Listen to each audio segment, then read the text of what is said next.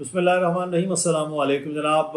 ایک کہاوت ہے کہ جب آپ کی قسمت خراب ہو تو آپ اونٹ پر بھی بیٹھے ہوں تو کتا آپ کو کاٹ لیتا ہے۔ اس کی تشریح اور وضاحت یہ ہے کہ جب آپ کے پاس قسمت ساتھ نہیں دے رہی ہے تو آپ کے لیے ہر وہ کام جس کا آپ تصور بھی نہیں کرتے وہ ہو جاتا ہے۔ لیکن پاکستان تحریک انصاف کے ساتھ قدرے مختلف ہیں۔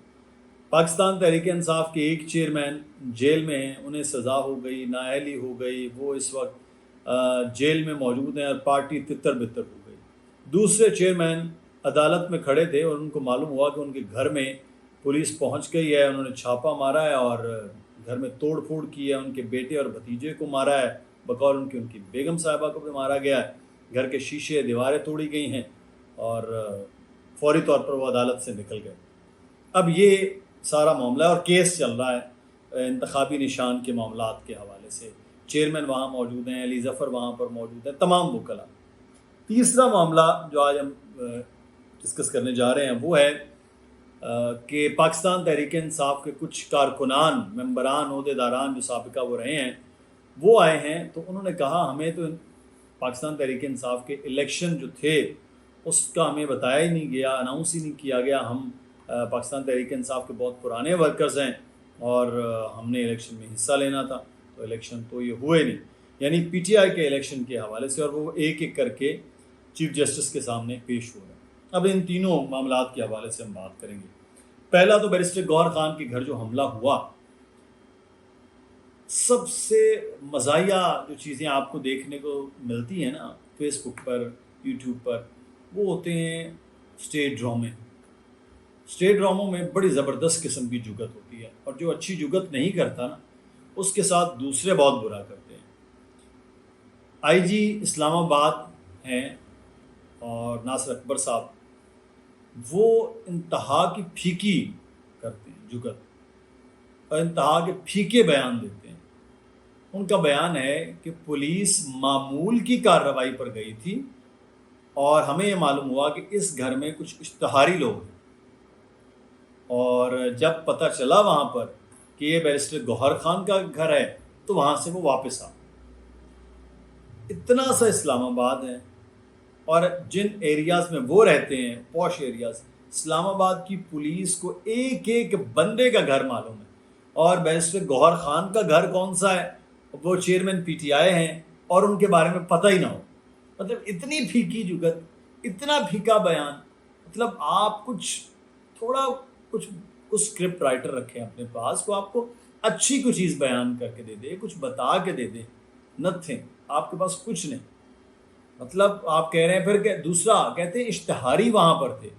اگر اشتہاری تھے تو آپ تو واپس آ گئے، اشتہاری برآمد کیوں نہیں ہوئے؟ اگر اشتہاری تھے تو ان کے خلاف مقدمہ کیجئے، ان کے خلاف باقاعدہ کو ریڈ کیجئے، کو ان کے سرچ وارنٹ لے کے جائیے۔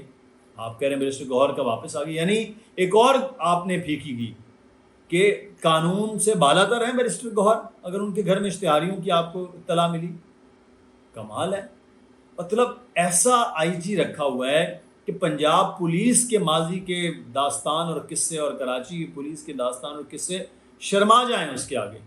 ایسی اسلام آباد پولیس اس وقت حرکتیں کر رہی ہے، آپ اندازہ لگا لیجیے۔ آپ بدنام کس کو کر رہے ہیں؟ ریاست کو۔ کس کو بدنام کر رہے ہیں؟ حکومت کو۔ مطلب آپ اتنا غلط قسم کا طریقہ کار اختیار کر رہے ہیں، کمال ہے۔ اور دوسرا معاملہ بلے کے نشان کا ہے، جس کا سارا معاملہ جڑا ہوا ہے پاکستان تحریک انصاف کے پارٹی انتخابات پر۔ چیف جسٹس نے کہہ دیا کہ اگر تو پارٹی آئین کے مطابق انتخابات نہیں ہیں تو پھر اس کے کانسیکوینسز بھگتنے پڑیں گے پاکستان تحریک انصاف۔ چیف صاحب کا آپ بڑی اچھی طرح جانتے ہیں، میں کچھ کہوں گا تو توہین عدالت کے معاملات ہی نہ ہو جائے، میں غریب آدمی ہوں۔